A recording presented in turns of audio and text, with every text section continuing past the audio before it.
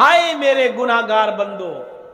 ایک تو کبھی کبھی جب آپ اپنی اولاد سے پریشان ہو جاتے ہیں اور جب وہ آپ کی زندگی کو دوبھر کر دیتا ہے تو آپ کہتے بھاگ تو میری اولاد نہیں, بھاگ تو میرا بیٹا ہے ہی نہیں, بھاگ, نکال دیا گھر سے کام, میں تجھے اپنا بیٹا مانتا ہی نہیں, بے دخل کر دیا. آپ غصے میں یہ کہتے ہو کیوں؟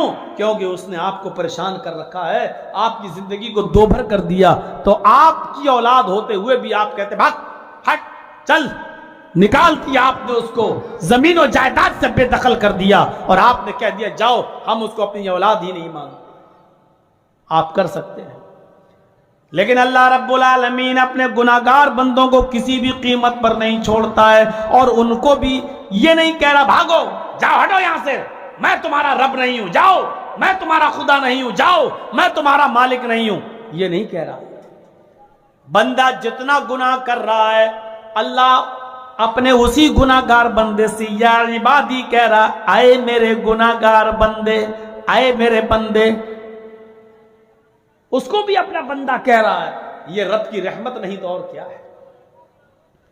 اللہ اس کو بھی اپنا بندہ کہہ رہا ہے, بلکہ اس گناہگار بندے کو بھی اپنا بندہ جس نے اتنے گناہ کیے کہ زمین و آسمان بھی بھر جائے گناہ سے, گناہوں کا پہاڑ اس کے سر پہ لدا ہوا ہے.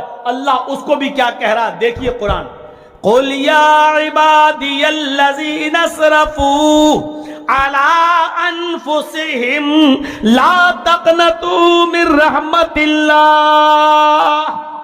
پڑھیے قرآن. اللہ اپنے اس گناہگار بندے کو بھی کیا کہہ رہا ہے, اے محمد صلی اللہ علیہ وسلم کہہ دیجئے میرے بندوں سے, کہہ دیجئے اللہ کے بندوں سے, کیا کہہ دیجئے, یا عبادی الذین اسرفوا, کہہ دو اللہ کہہ رہا ہے, آئے نبی کہہ دو کہ اللہ نے فرمایا, آئے میرے گناہگار بندو, یا عبادی الذین اسرفوا علی انفسہم, آئے میرے گناہگار بندو.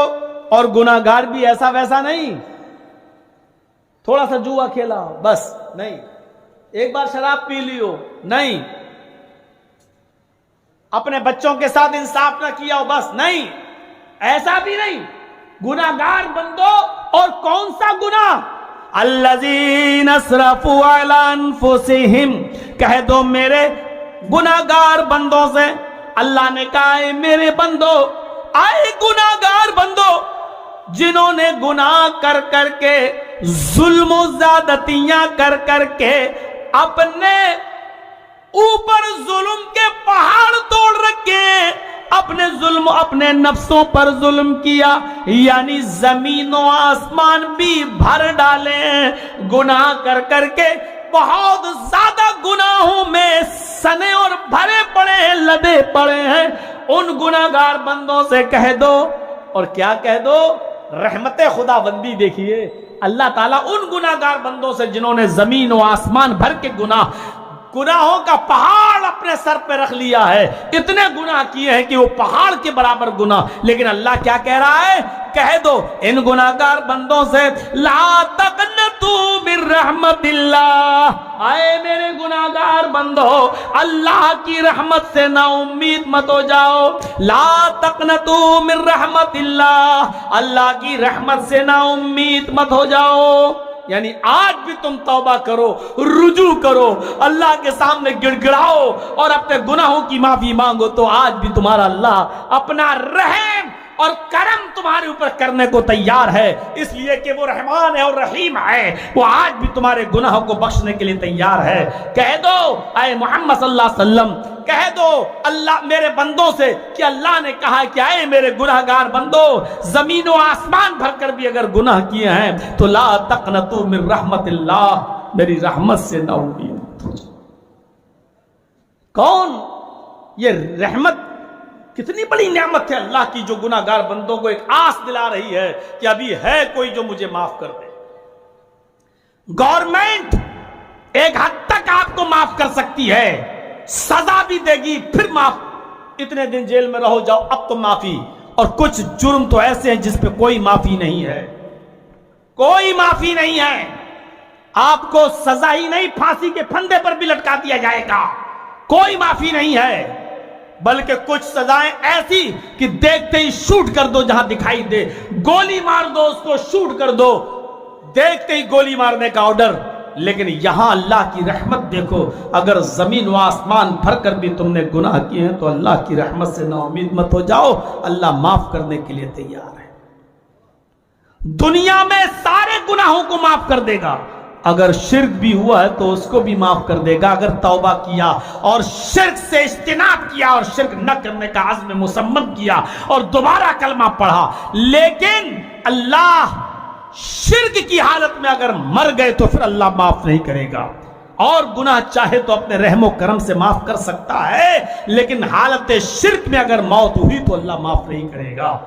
اگر حالت شرک میں مرنے والے کسی بھی آدمی کی معافی و تلافی اگر اللہ کر سکتا تو پھر محمد رسول اللہ کے چچا ابو طالب کی، جنہوں نے سب سے زیادہ نبی اکرم کی خدمت کی ہے اور نبی اکرم کا ساتھ دیا ہے اور تمام دشمن قبائل سے محمد رسول اللہ کی حمایت کی ہے، لیکن محمد رسول اللہ نے جب اپنے چچا ابو طالب کے لیے دعا کی تو اللہ نے ان کو بھی روک دیا کہ کسی مومن کے لیے یہ جائز نہیں کہ وہ اپنے کسی کافر رشتہ دار کے لیے دعائے مغفرت کرے.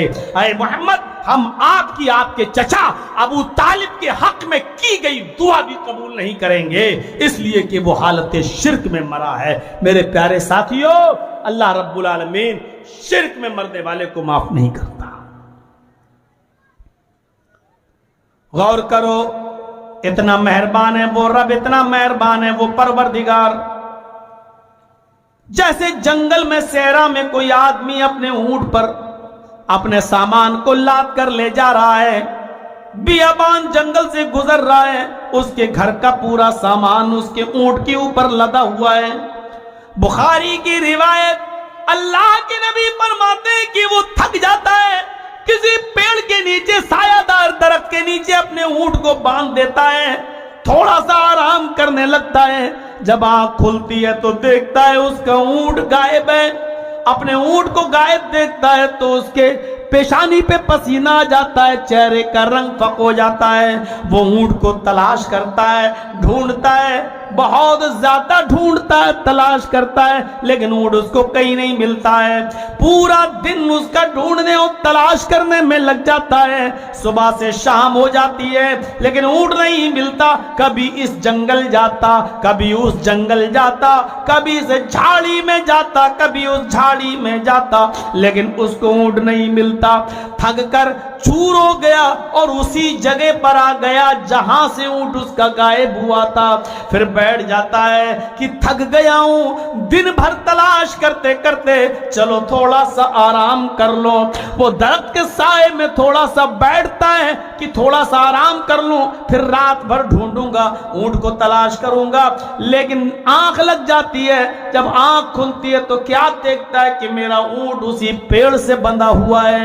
ابھی آنکھ کھلی تو دیکھا اونٹ بندھا ہے. اس نے جلدی سے اپنے اونٹ پر لدے ہوئے سامان کو دیکھا تو جیسا تھا ویسا ہی موجود ہے. جتنا سامان گھر سے لے کر نکلا تھا اتنا سامان موجود ہے.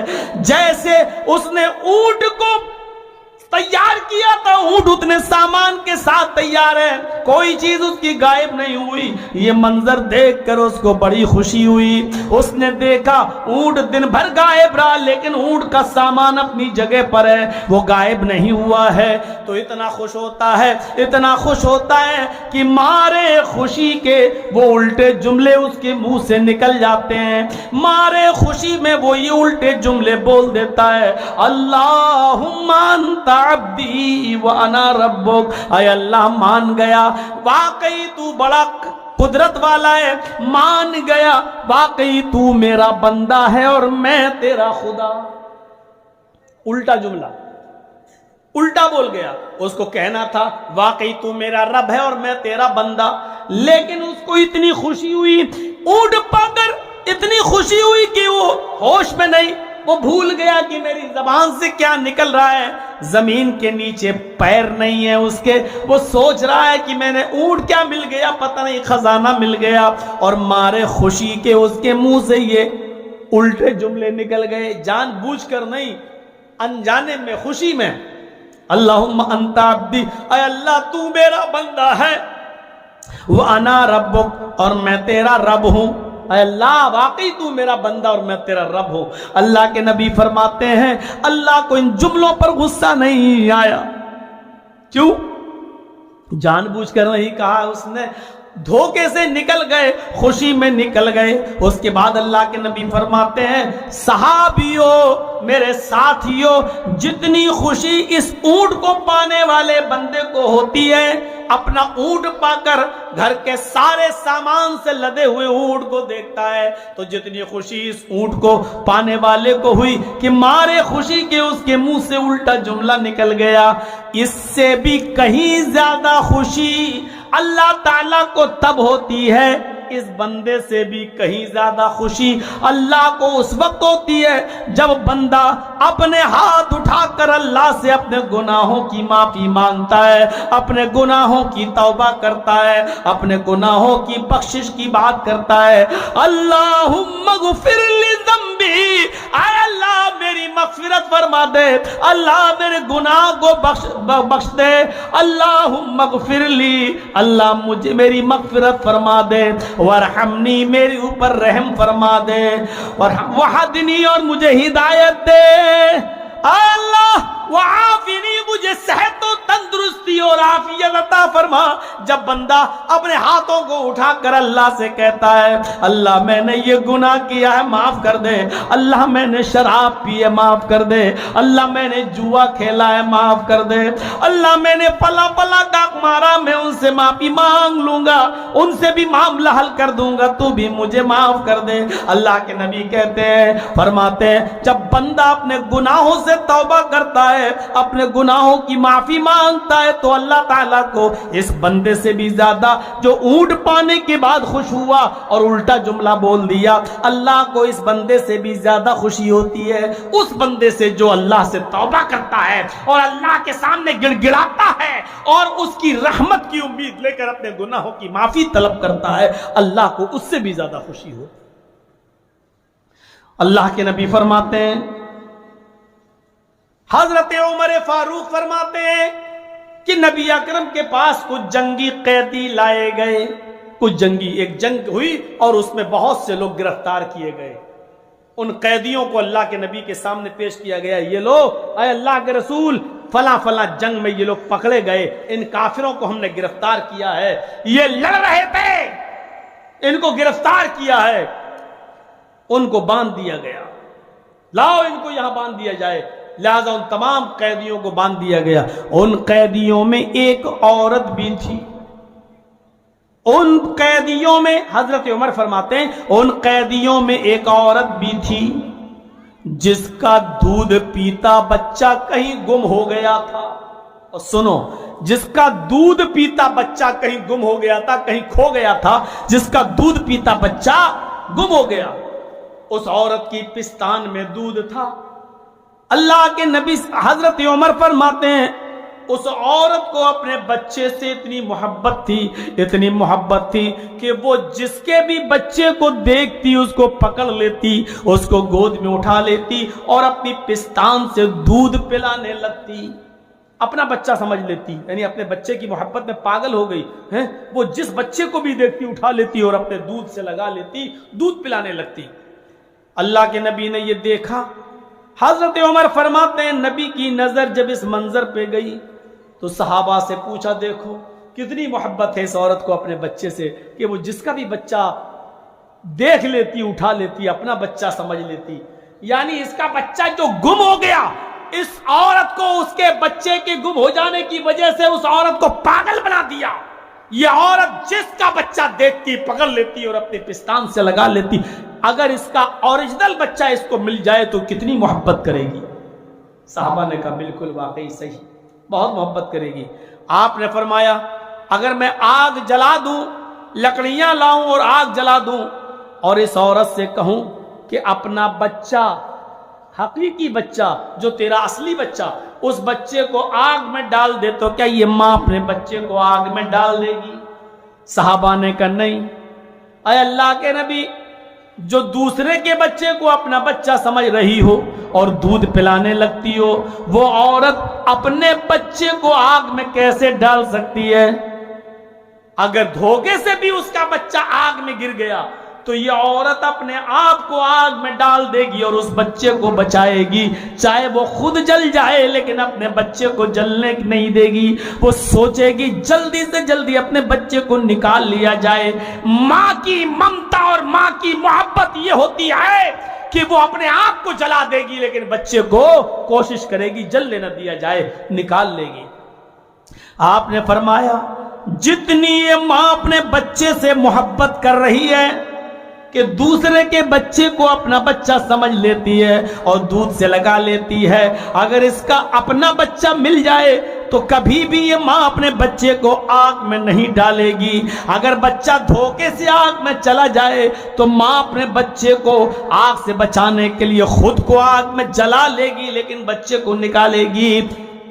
اتنی محبت جتنی یہ ماں کر رہی ہے اس سے کہیں زیادہ گناہ، اس سے کہیں زیادہ گناہ اللہ اپنے بندے سے محبت کرتا ہے جب وہ کہتا ہے اللہم اغفر لذنبی، اللہم اغفر لی ورحمنی۔ جب وہ کہتا ہے کہ اللہ میرے گناہ کو بخش دے، اللہ میری مغفرت فرما دے، اللہ مجھ پر رحم فرما دے، تو اللہ اتنا خوش ہوتا ہے کہ ماں کھوئے ہوئے بچے کو پا کر اتنا خوش نہیں ہوتی، اس سے بھی کہیں زیادہ خوشی اللہ کو ہوتی ہے اور اللہ اپنے بندے کو معاف کر دیتا ہے۔ ماں جس طرح اپنے بچے کو آگ میں ڈالنا گوارا نہیں کر سکتی، ایسے بھی اللہ رب العالمین بھی نہیں چاہتا کہ میں اپنے بندے کو جہنم میں ڈالوں، لیکن بندہ گناہ خود کر کر کے اپنے آپ کو جہنمی بنا لیتا ہے اور وہ ہمارے سامنے گڑ گڑاتا نہیں، روتا نہیں، اپنے گناہ کی معافی نہیں مانگتا ہے۔ اس لیے اللہ رب العالمین کو میرے بھائیو رحم نہیں، رحم تب آتا ہے جب بندہ کہتا کہ اللہ مجھے معاف کر دے، اللہ مجھے بخش دے، تب اللہ رب العالمین اس ماں سے بھی کئی گنا زیادہ اپنے اس گناہگار بندے سے محبت کرتا ہے اور اس کو معاف کر دیتا ہے۔ یہ رحمت ہے اللہ تبارک و تعالیٰ کی۔ محبت کا اندازہ لگاؤ جو اس نے ایک دوسرے کے دل میں ڈال دی ہے۔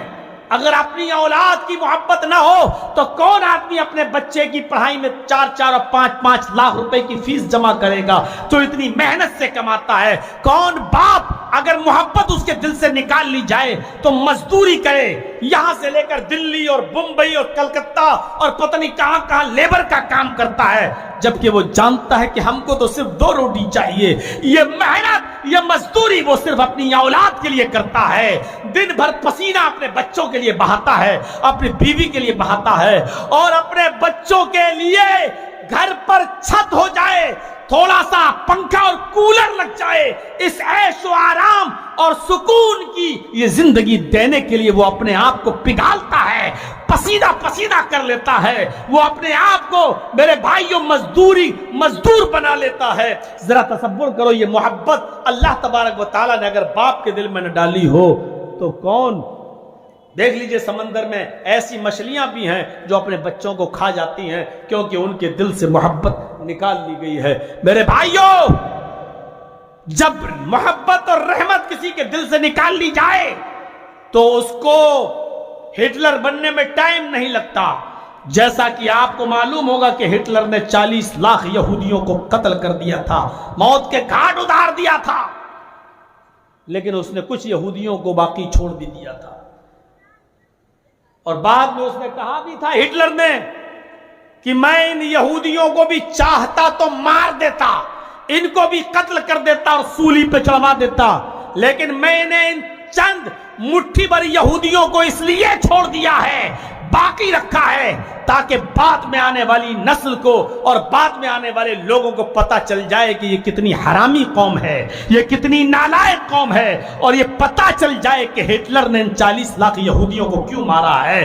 آج ہٹلر کو ہمیں کہنا پڑتا ہے کہ ان یہودیوں کا حرامی پنا، ان یہودیوں کا نالائقی پن، ان یہودیوں کا بدماشی پن اور ان یہودیوں کے ظلم و ستم کی وجہ سے ہٹلر نے 40 لاکھ یہودیوں کو مارا تھا۔ میرے بھائیوں، آج چند مٹھی بھر یہودیوں نے کس طریقے سے فلسطینی مسلمانوں کے اوپر قہر برپا کر کے رکھ دیا ہے، ان کو کس طریقے سے ستایا ہے اور کس طریقے سے ان بچوں کو یتیم کیا ہے، آج پتہ چلتا ہے۔ اور یہ ہٹلر کی یہ بات کتنی صحیح نظر آتی ہے کہ ہم نے چند مٹھی بھر یہودیوں کو اس لیے چھوڑا تاکہ بعد میں آنے والے لوگوں کو پتہ چل جائے کہ یہ کتنی حرامی اور کتنی نالائق قوم ہے۔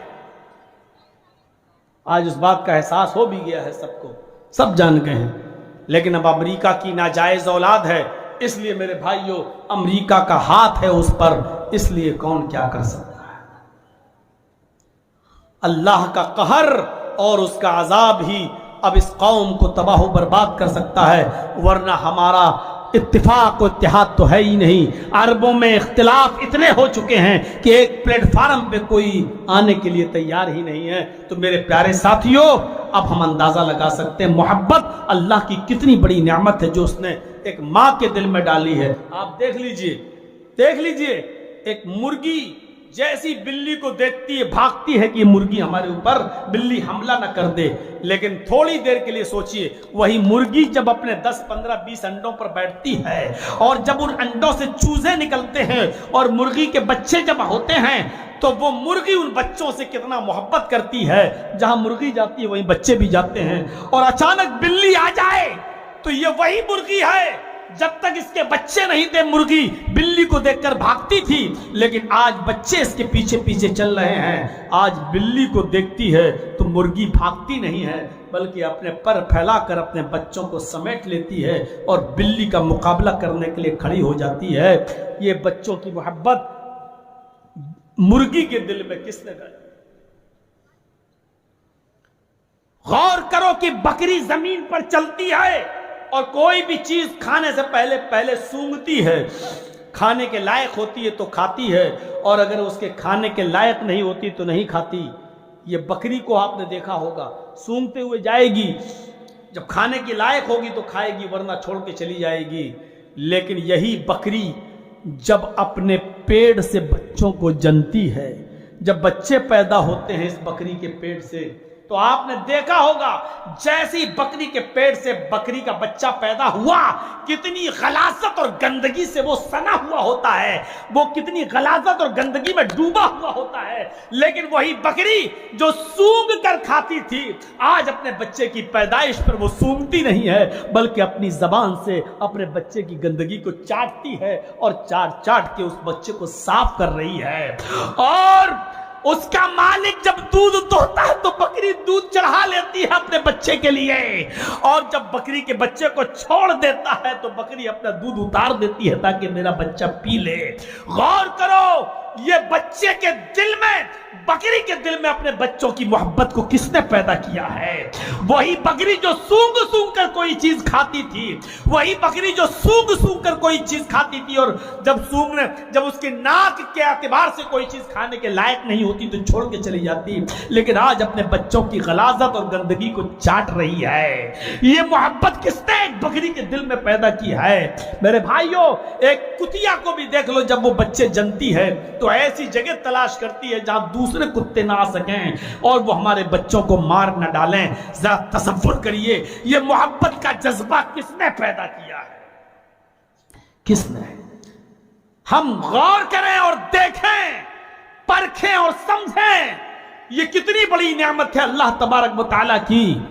عام طور پر دیکھنے کو ملتا ہے میرے بھائیوں کہ ہم کام والی چیز کی حفاظت کرتے ہیں اور جو چیز بیکار ہو جاتی ہے اس کو ہم پھینک دیتے ہیں۔ یہ ماں ایک آواز دے رہا ہے تو ٹھیک، اور جب یہ آواز دینا بند کر دے تو کوئی کام کریں ہم ہٹا دیں گے، اور لاکھ سنبھالنے کے بعد بھی جب نہ سنبھلے تو یہ کوڑیوں کے باہر اور کباڑ خانے میں ڈال دیا جائے گا یا ڈسٹ بن میں پھینک دیا جائے گا۔ ہم دیکھتے ہیں کہ گلاس دو ہیں کانچ کے، زمین پر گر جائیں، ایک بچ جائے اور ایک پھوٹ جائے تو میں جانتا ہوں کہ جو بچ گیا اس کو تو آپ اٹھا لیں گے، اس کو تو آپ صاف کر کے رکھ دیں گے، لیکن جو چکنا چور ہو گیا، جو ٹوٹ گیا، اس کو آپ ہٹا دیں گے، اس کو اکٹھا کر کے ڈسٹ بن میں ڈال دیں گے یا نالی میں پھینک دیں گے، کیونکہ اب وہ کسی کام کا نہیں رہ گیا۔ آپ اپنی بیٹی کو شادی میں جب برتن دیتے ہیں جہیز میں، آپ کی بیٹی آپ کے یعنی باپ اور ماں کی طرف سے ملے ہوئے جہیز کے سامان کی بڑی حفاظت کرتی ہے۔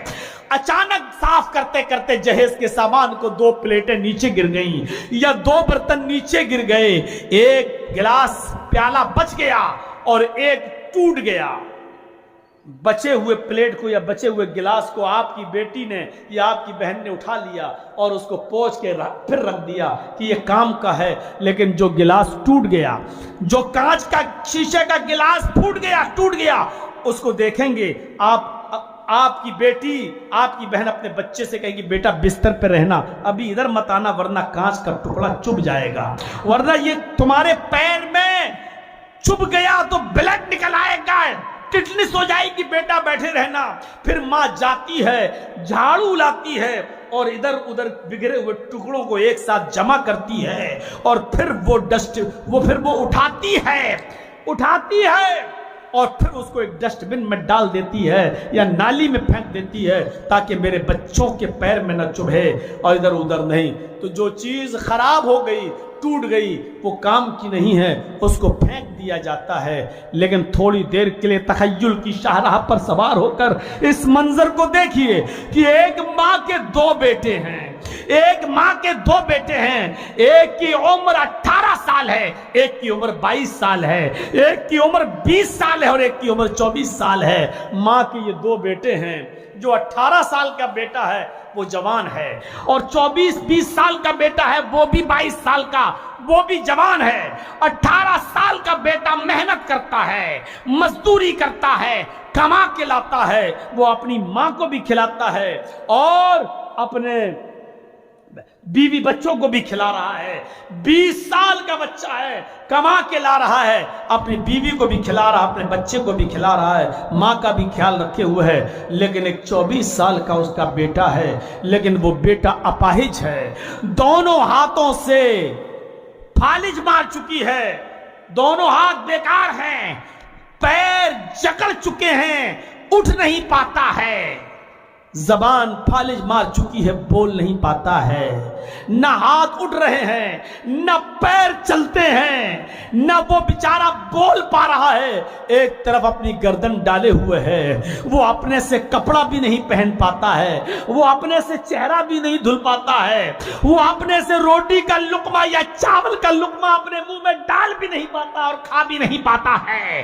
میرے بھائیوں غور کرو، وہ پیشاب جب اس کو لگتا ہے تو اس کی ماں اس کو پیشاب کراتی ہے، اس کو لیٹرین جب لگتی ہے تو اس کی ماں اس کو لیٹرین کراتی ہے۔ یہ 24 سال کا بیٹا اپاہج اپنے بستر پر اپنے بھائی پر اور اپنی ماں پر بوجھ بنا ہوا ہے، نہ کما سکتا ہے، نہ کمانے کے لائق ہے، بلکہ صرف بھائی اور ماں پر بوجھ بنا ہوا ہے، یعنی بالکل بیکار ہے، کسی کام کا نہیں ہے۔ مجھے بتائیے کیا ماں اس بیکار بیٹے کو گھر سے باہر نکال دے گی؟ کیا ماں اس بیکار بیٹے کو اٹھا کر پھینک دے گی؟ کیا ماں یہ کہے گی چل تو اپنے بھائی کے اوپر بوجھ بن چکا ہے، تجھے کب تک کوئی بیٹھا بیٹھا کھلائے گا؟ نہیں میرے بھائیوں، جو ماں، جو بہن، جو بیٹی ٹوٹے ہوئے گلاس اور ٹوٹے ہوئے پلیٹ کو اٹھا کر پھینک دیتی ہے کہ میرے کسی کام کی نہیں ہے، وہی ماں اپنے ٹوٹے ہوئے لگڑے لولے اور فالج مارے ہوئے اپنے بڑے بیٹے 24 سال اور 25 سال کے بیٹے کو اپنے سینے سے لگاتی ہے، اپنے ہاتھ سے لقمہ اٹھا کے اس کے منہ پہ ڈالتی ہے، پانی کوئی برتن لاتی ہے اپنے بیٹے کو دیتی ہے اور بیٹا پیشاب کرتا ہے، ماں اس کے پیشاب کو اپنے ہاتھوں سے پھینکنے جاتی ہے، بیٹا لیٹرین کرتا ہے تو ماں اس کی لیٹرین اور گندی جگہ کو صاف بھی کرتی ہے، اس کے کپڑے بھی دھو رہی ہے، اس کا تھوک لعاب ٹپک کر اس کے کپڑوں پہ آ رہا ہے تو ماں اپنی اوڑھنی اور اپنے آنچل سے اس کے لعاب اور تھوک کو صاف کر رہی ہے۔ یہ محبت کس نے ماں کے دل میں ڈالی ہے؟ جبکہ ماں کو یہ معلوم ہے کہ میری ایک زندگی ہے، میں بڑھاپے کی دہلیز کو پہنچ چکی ہوں، میں 2 4 5 6 سال 10 سال اور جیوں گی، پھر اس کے بعد میرے بیٹے کو کون دیکھے گا؟ میرے بھائیوں ذرا غور کرو کہ ماں کے دل میں یہ محبت اپنی بیکار اولاد کے لیے کس نے ڈالی ہے؟ یہ محبت اللہ اللہ رب العالمین نے ڈالی ہے. اس لیے ان تعدوا نعمت اللہ لا تحصوها، میرے بندو میری نعمتیں اتنی زیادہ ہیں کہ میری نعمتوں کو اگر گننا چاہو، میری نعمتوں کو اگر شمار کرنا چاہو تو گن نہیں سکتے اور شمار نہیں کر سکتے. یہ ہے اللہ رب العالمین کی نعمتوں پر میری تھوڑی سی آج اسپیچ و تقریر. 2 بجے مجھے لایا گیا میرے بھائیوں اور 4 بج چکا ہے، 4:02 ہو چکے ہیں میرے بھائیوں. اب آپ کا آج کا مزاج کچھ بدلا سا بھی ہے، اور آج کچھ جلسہ کچھ اس ٹائپ کا نظر آیا ہے جو نیما کی ایک تاریخ رہی ہے، نیما کا ایک اتہاس رہا ہے، اور نیما کا جلسہ ایک کامیاب جلسہ ہمیشہ رہا ہے. لیکن آج اس میں کچھ قدغن سا لگا ہے، آج کسی کی نظر لگی ہے. میں سمجھ رہا ہوں میرے بھائیوں آج وہ بات نہیں رہی جو ہر سال کی طرح رہی ہے.